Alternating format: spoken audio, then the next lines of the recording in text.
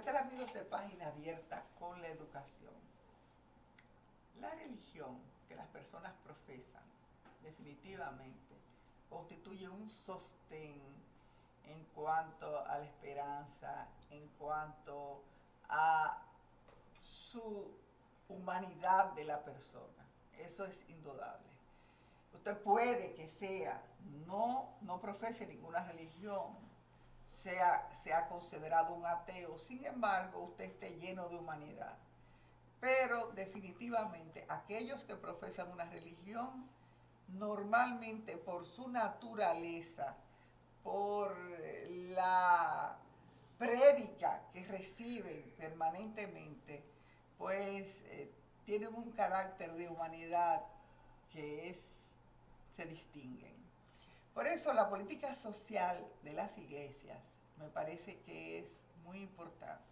Porque si bien es cierto que predicar la fe, que mostrar su confianza y su perseverancia ante la creencia, aceptar los dogmas como válidos, pues juega un papel definitivamente todo eso, si no está acompañado si toda esa prédica no está acompañado del ejemplo, no está acompañado del servicio, queda vacío. Por eso conversar sobre la política social de la iglesia evangélica, pues me parece muy importante, porque aun cuando mucha gente repite y repite que República Dominicana es un país eminentemente católico, no sé si es una experiencia que no es universal, pero como profesora de la Universidad Autónoma de Santo Domingo, que cada semestre recibo a cientos de estudiantes, doy fe de que el número de personas que practican las fe diferentes evangélicas crece de manera exponencial en el país. Pero además, normalmente las personas que así lo hacen dan testimonio y prueba permanentemente de esta creencia, lo que los hace aún más visibles.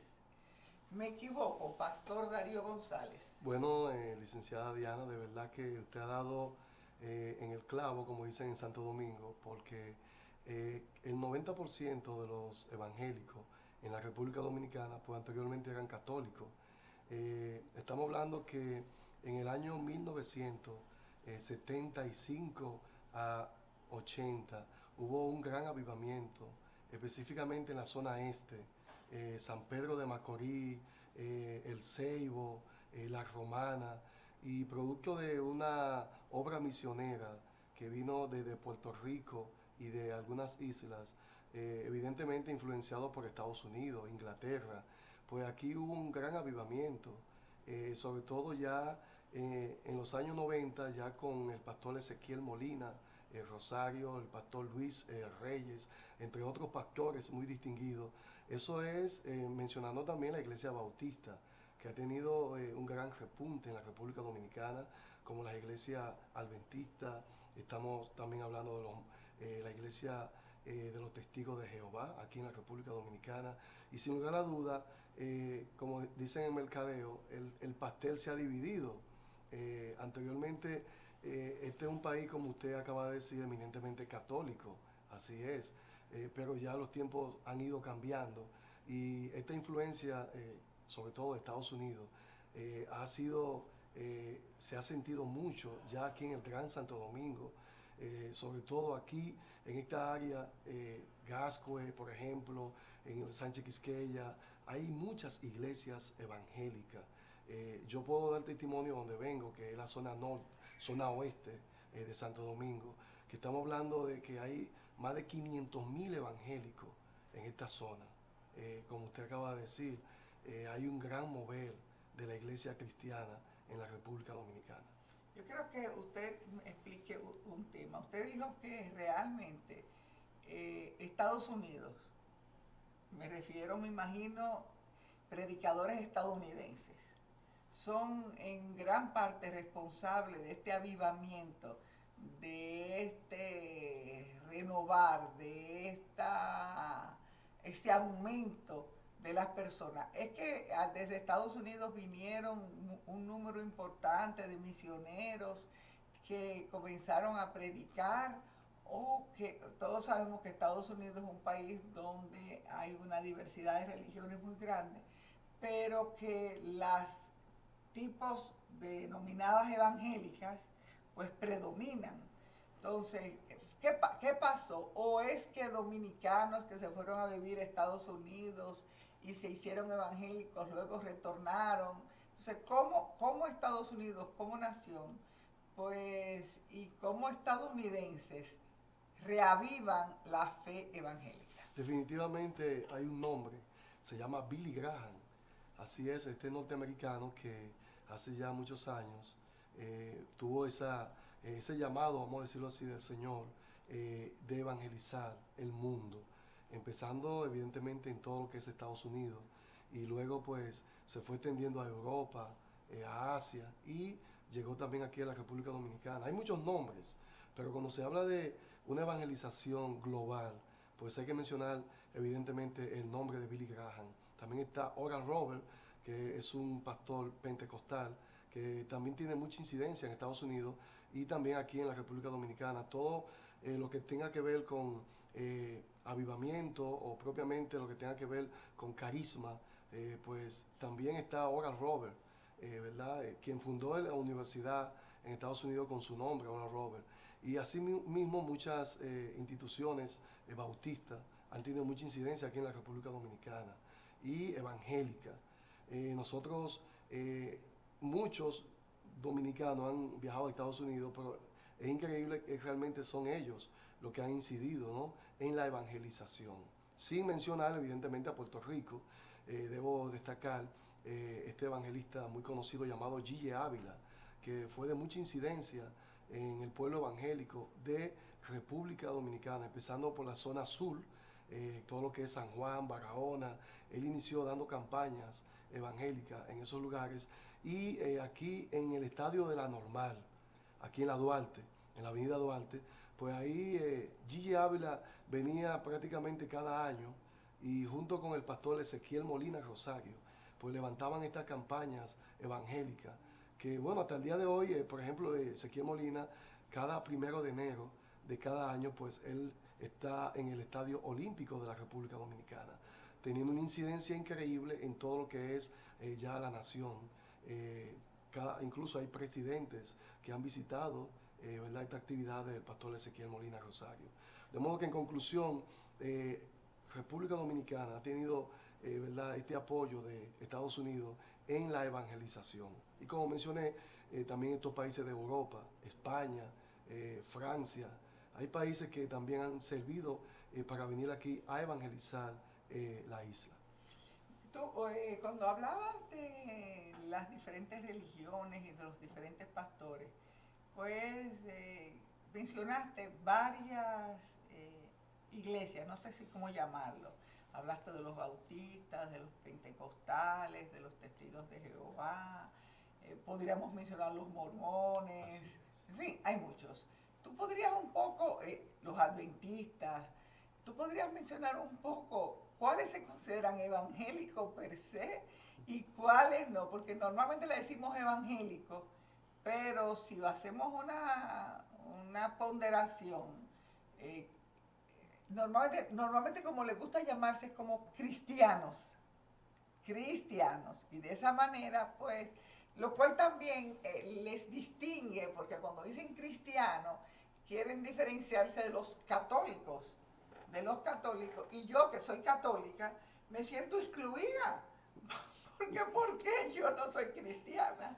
Si realmente también yo entiendo que Cristo es el Hijo de Dios, el unigénito y todo. Entonces tú me puedes explicar un poco las diferentes denominaciones, si entran dentro de lo que sería el evangelio o son realmente diferentes. Bueno, definitivamente todo aquel que es seguidor de Jesucristo, pues debe ser llamado cristiano. Lo que pasa es que cuando Jesús va a la cruz y muere, pues entonces ¿verdad? Todos ya sabemos que según la palabra de Dios resucitó al tercer día, o sea, Él muere un viernes y un domingo resucita. Pues la historia habla de que los romanos y sobre todo, ¿verdad?, todo lo que los religiosos de Israel, pues no querían esto. Entonces, hay hasta el día de hoy una historia de que el cuerpo de Jesús fue escondido por los discípulos, cosa que no es cierta. O sea, que no hubo tal resurrección, sino escondieron el cuerpo. Eso quería, ¿verdad?, la nación de Roma. Ajá. Y en este caso los escribas y fariseos. No le convenía, pero como dice la palabra, Jesús el domingo resucitó, que es al tercer día, tal y como Él lo había profetizado, que Él resucitaría al tercer día. Ahora, luego que ocurre esto, entonces la iglesia o los seguidores de Jesucristo, que fueron los primeros, evidentemente los discípulos, exacto, sus apóstoles, luego dice la palabra que Jesús les dijo a ellos, no se vayan de Jerusalén, quédense allí y esperen el tiempo donde vendrá el Espíritu Santo y Él seguirá la obra que yo inicié. Así fue, 120 fueron llenos, dice la palabra en Hechos, del Espíritu Santo, y allí inicia la iglesia. Allí inicia la iglesia y todos los que seguían a Jesús fueron llamados cristianos. Y todo esto empezó y fue un boom en todo Israel. Luego se viene el llamado de Saulo de Tarso, que Dios le cambia el nombre y le pone Pablo. Entonces allí Pablo se suma a todos los discípulos que son, ¿verdad?, ya constituidos apóstoles por Jesús. Y una vez la iglesia primitiva inicia, eso fue un boom tan increíble que hasta afectó el imperio romano.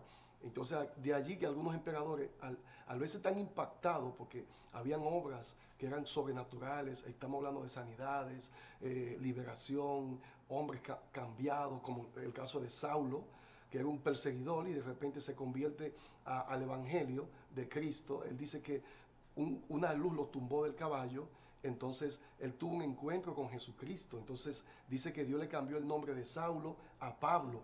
Entonces Pablo se vuelve un apóstol, evidentemente, por el Señor, y empieza a predicar el evangelio no solamente en Israel, en Europa, en Asia, y ese evangelio se propaga de una forma increíble. Entonces ya los gobiernos entran. Incluso fue crucificado. Correcto. Prácticamente todos los discípulos fueron asesinados, excepto Juan, ¿verdad?, que escribió el libro de Revelación y las cartas de Juan, primera y segunda y tercera de Juan. Ahora, una vez que el evangelio se multiplica, se propaga a nivel mundial, evidentemente los gobiernos inciden.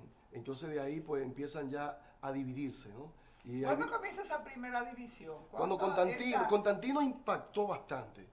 Constantino, este emperador, al ver el mover que había, cómo estaba creciendo la iglesia cristiana, ¿verdad? Todo lo que eran, como vuelvo ¿verdad? Y explico, Jesucristo, al morir y resucitar, como dice la palabra, se propaga el cristianismo en toda la zona, ¿no? Y muy impactada en Europa, en Asia, y evidentemente quien lleva la voz cantante es el apóstol Pablo. Todos sabemos que Pedro se encargó de la iglesia en Israel, aunque también Dios lo llevó a otros lugares, pero Pablo y Sila se encargaron de la evangelización a nivel mundial. Y allí entonces tienen esta división y de ahí el Estado se mete con la iglesia y de ahí salen evangélicos, católicos, adventistas. ¿Tú me vas a explicar esto en el segundo segmento de Página Abierta con la Educación, conversando con el pastor Darío González?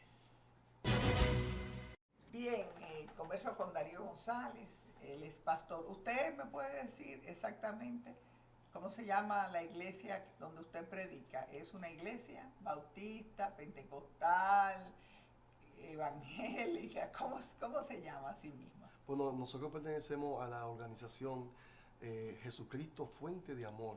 Aquí en la República Dominicana, el obispo se llama Luis Alberto Reyes. Estamos constituidos como por 80 iglesias a nivel nacional y también estamos en Estados Unidos, Puerto Rico, Haití. O sea que no son ni evangélicos, ni bautistas, ni pentecostales, sino que tienen su nombre propio. Realmente nosotros somos evangélicos, ¿verdad? Pentecostales. Evangélicos pentecostales. Correcto. Nosotros, nuestro fundamento es Jesucristo, y estamos muy basados en la palabra del Señor. Pero me imagino que si se denominan así mismo pentecostales, le dan un valor inmenso al Espíritu Santo. Es correcto, mire, licenciada. Nosotros somos, siempre lo dice la Biblia, ¿no? Sean llenos del Espíritu Santo. Y es algo importante. Nosotros como organización siempre le damos esa parte al Padre, al Hijo y al Espíritu Santo. Como usted acaba de decir, creemos que Jesús es el Hijo de Dios, pero también creemos que el Espíritu Santo es Dios mismo aquí en la tierra. Y como organización, nosotros también, donde estamos, que es en Herrera, Santo Domingo Oeste, el nombre de nuestra congregación se llama Jesucristo para Todos. Y pertenecemos a la organización Fuente de Amor. Como congregación donde estamos, queremos hacer honor a ese nombre, Jesucristo para Todos. No solamente es llevar la palabra, como usted abordó en el principio del programa. Queremos con la palabra llevarla, pero también con el ejemplo, con la obra social y sobre todo escuchar la voz del pueblo. Cuando nosotros iniciamos allá, ya hace 12 años, nosotros fumigábamos. En ese tiempo había un caso de dengue que estaba arropando todo Santo Domingo Este. Pues se nos ocurrió fumigar todas las casas del barrio Enriquillo, barrio Duarte y zonas aledañas. Pero no solo esto, también cuando llegaban raciones, nos llegaban a la iglesia, lo anunciábamos y todo el pueblo, toda la zona iba y allí se le daban sus alimentos. Fue algo increíble. Así iniciamos en el 2010, ya hace 12 años al día de hoy. Qué bien. Entonces, como dos cosas puedo decir de su nombre y de su palabra. Número uno, que usted le dan una primacía al Espíritu Santo como esa luz, como ese avivamiento, como ese ardor, como esa fe hacia Dios y hacia su Hijo Jesucristo, ¿no? Y además que ustedes, como usted le está diciendo, entienden que no basta con predicar, que la prédica es importante, que la creencia es importante, pero que la misión de la iglesia es dar servicios. Y usted me hablaba de raciones de alimento, me hablaba de, y que ese servicio es coyuntural de acuerdo a las circunstancias. En sus inicios el problema era dengue, bueno, pues entonces fumigación. Luego vino el hambre que no se ha acabado nunca ni se va a acabar. Pues entonces apoyo en alimentos. Me imagino que también deben tener quizás algunos médicos, odontólogos, personas que le den algunos servicios profesionales de manera voluntaria a la comunidad. ¿Abordan ustedes esto, los operativos médicos, los servicios de alguna manera para ayudar a la salud de los feligreses y de las personas del entorno? Así es. Mateo 14, Jesús le dijo a los discípulos, denle ustedes de comer. Ellos no tenían mucho dinero, entonces, pero evidentemente Jesús le dijo esto a los discípulos para probar su fe. Ellos le decían, Señor, pero es imposible darle alimento a tantas personas. Pero Jesús le dijo, ¿y qué tenemos? Bueno, tenemos 5 panes y 2 peces. Y él llamó que lo trajeran, lo bendijo y dio gracias a Dios. Es lo que hacemos nosotros donde estamos. Con lo que tenemos, trabajamos. 5 panes y 2 peces. Pero en las manos de Dios es algo sorprendente. Sí, porque entonces vienen más panes. Vienen más panes. Vienen más panes. Así es. Ustedes no son capaces de multiplicarlo, Así pero la es. gente hace la obra. Correcto. Nosotros damos el paso de fe. Entonces la gente de una forma sorprendente vienen con panes y peces, lo llevan, lo que tienen, sea ropas, juguetes, medicina. Entonces hacemos estos operativos en toda la zona donde estamos. Estamos en un lugar donde hay mucha gente con muchas necesidades. Y la idea es no solamente a religiosos, sean católicos, adventistas, mormones, no importa, incluso ateos, no importa. Jesús, Él dijo que Él vino a buscar lo que se había perdido. Y esa es la visión que Dios nos ha dado allá en Herrera. llegar al más necesitado, sin importar religión, política, color, sin importar a qué, óyeme, no importa. Si tiene necesidad, ahí estamos nosotros. Necesita algún tipo de medicina, le buscamos la vuelta, ¿no? Tal vez no tenemos una farmacia, pero lo ayudamos muchas veces con sus recetas. Pastor, yo no tengo comida en mi casa. No le vamos a dar tal vez pescado o camarones, pero seguro se lleva lo necesario para esa semana.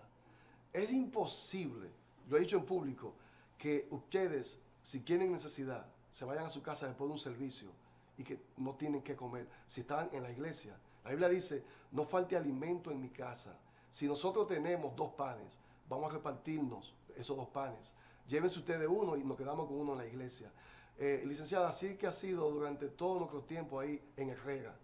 Le hemos dado alimento a ateos, a cristianos, a musulmanes, a personas que son hechiceros, que no son propias, son de la religión de vudú, aquí en Haití. Allá nos visitan, por cierto, muchos extranjeros que son de Haití, algunos de Venezuela, y siempre estamos allí con, como dice la palabra, acordados de los extranjeros, porque también Jesús fue extranjero. Jesús nació en Israel, pero tuvo que pasar por Egipto, por África. Y dice que Dios llamó a Jesús desde allá, cuando era un bebé, y volvió nuevamente a Israel. Y Él ha dicho, tengan misericordia de los extranjeros. También nosotros nos acordamos de los haitianos, venezolanos, que llegan a nuestra iglesia y le damos una mano amiga. Bien, o sea que con su prédica ustedes combaten pues que las personas, aunque mantengan su identidad como dominicanos, aunque mantengan su amor a su patria, pues no vean los extranjeros con ojeriza. O sea, que entiendan que este es un mundo global y que la movilidad ha existido siempre.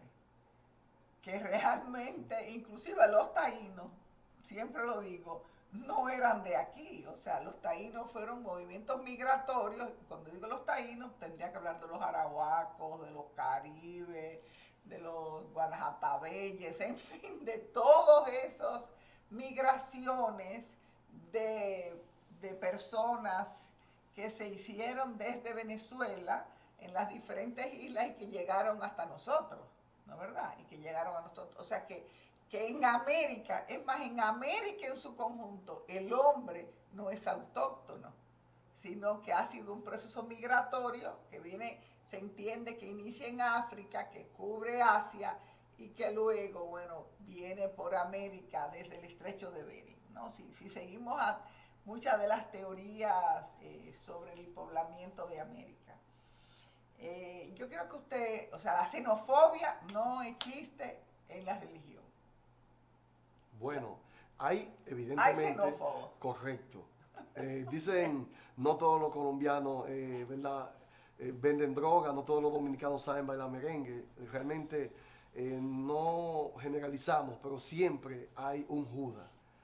Siempre hay uno o dos que, como dice la Biblia, una pequeña mosca en la leche, pues la distingue. No, lo que pasa es que nosotros hemos recibido una educación muy xenofóbica en las escuelas.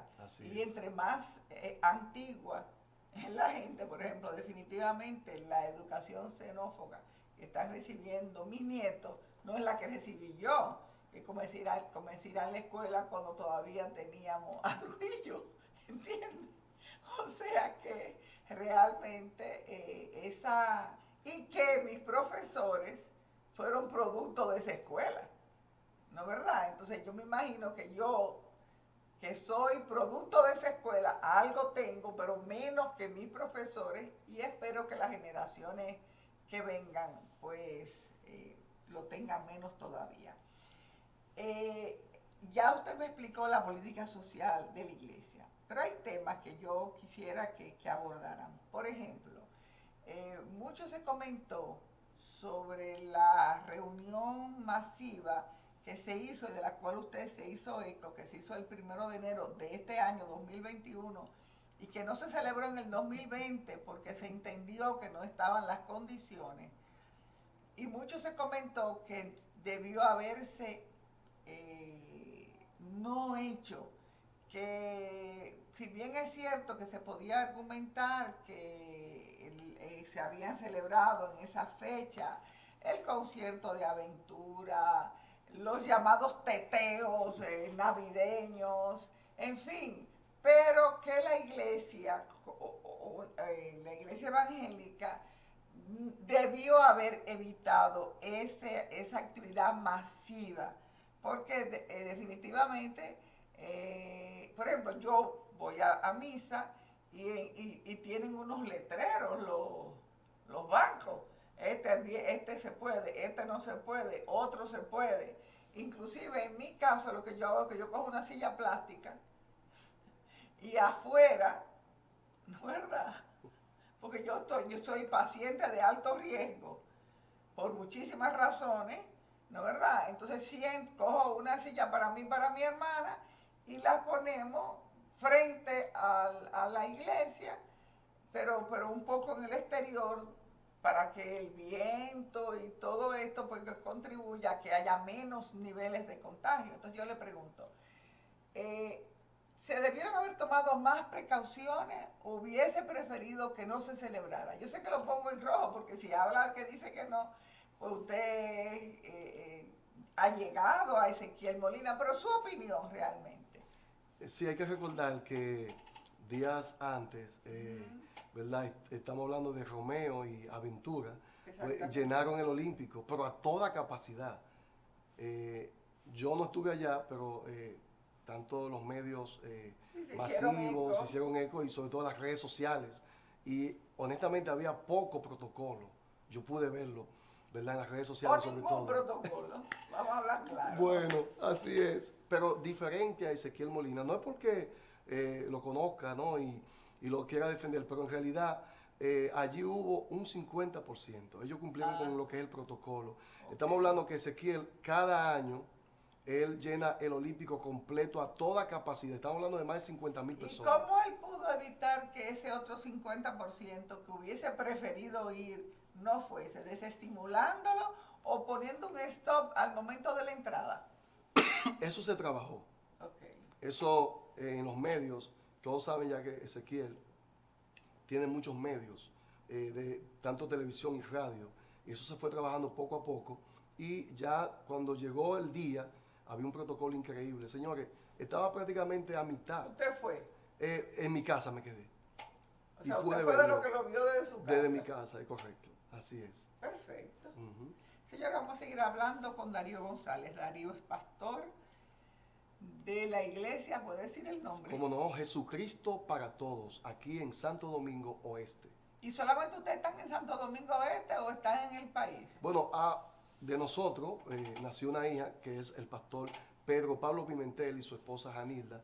Ellos están en Bayona y se llama así mismo también Iglesia Jesucristo para Todos, que pertenecemos a la Asociación de Iglesias Fuente de Amor del obispo Luis Alberto Reyes. Bueno, ya ustedes, yo desconocía esta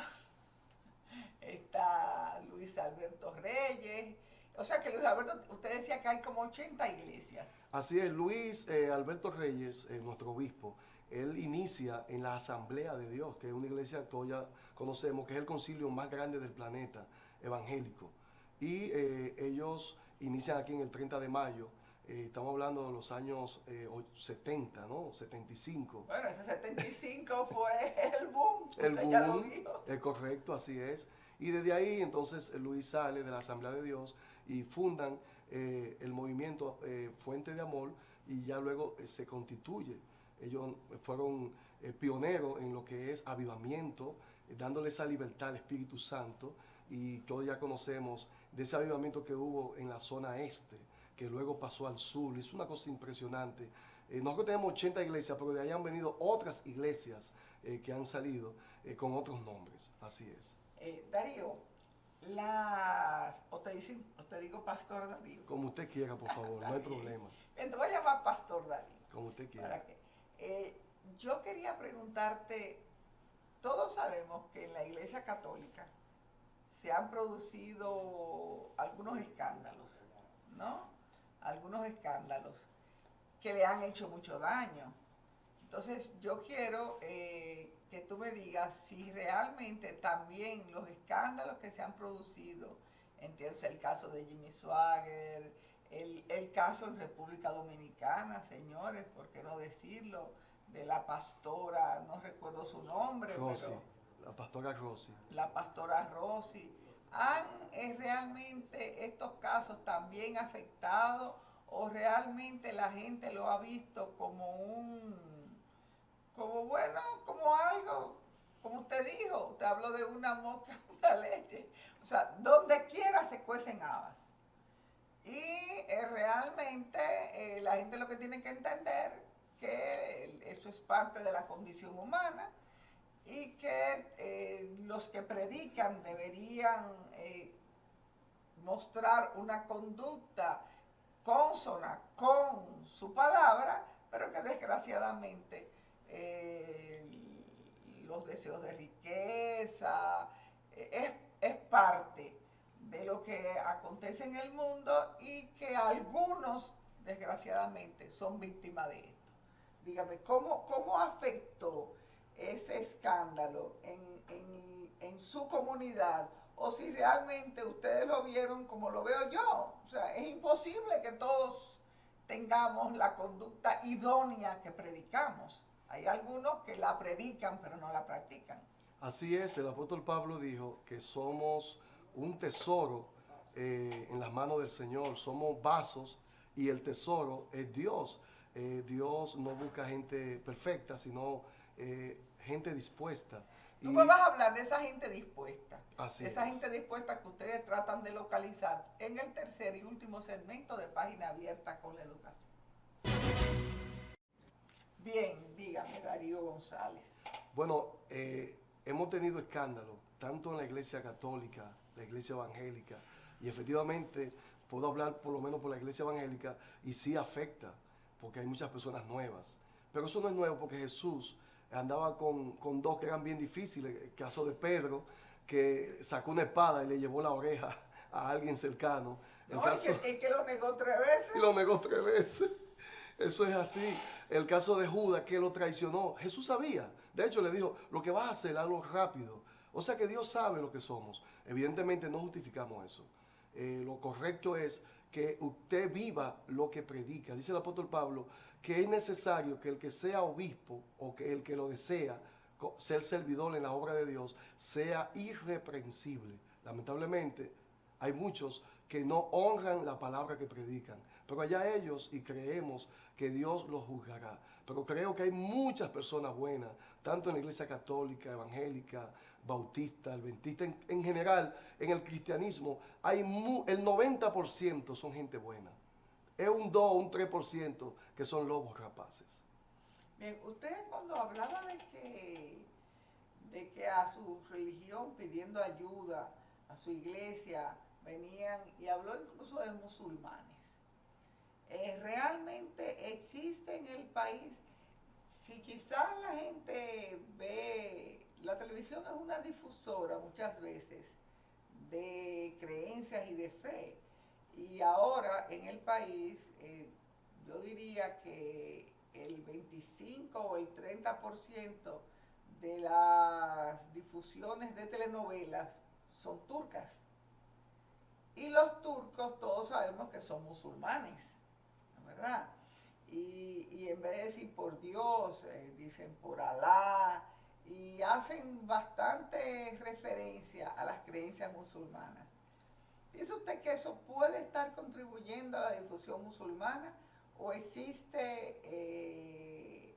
entre los musulmanes? Todos sabemos que los musulmanes también tienen una política bastante importante, por ejemplo en Europa, de difusión de sus creencias. Inclusive también en Estados Unidos y en Canadá yo lo he visto, pero en el país existe una difusión y un crecimiento de la religión musulmana. En Estados Unidos es increíble, hay más de un 15% de todas las religiones son musulmanes. Ahora, aquí en República Dominicana es muy mínimo, es muy mínimo. Sí, pero si cuando en Estados Unidos ocurre, eso normalmente todos sabemos, señores, que hay una el 15% de la población dominicana vive fuera de República Dominicana y la mayoría es en Estados Unidos. O sea, hasta qué punto algunos de esos no puedan ser convertidos a esta religión, al islamismo, y luego pues al venir a República Dominicana comenzar a hacer la labor de difusión de la religión musulmana. Digo, me pregunto yo, pero hay muy pocos todavía, ¿no? Es muy poco, sí, porque es por la cultura. Todos sabemos ya esa cultura del Medio Oriente muy estricta, sumamente. Y debemos reconocer que las dos religiones más poderosas del planeta es el cristianismo y los musulmanes, sin lugar a dudas. Pero ellos han tenido muy poca incidencia en Latinoamérica, producto, ¿verdad?, de la disciplina que tienen ellos. Los musulmanes, a la hora que ellos han determinado, ellos no importa lo que están haciendo, se detienen y se inclinan y oran hacia ese país, ¿no? Hacia la Meca. Hacia la Meca. No importa si son empresarios, políticos, oye, no importa.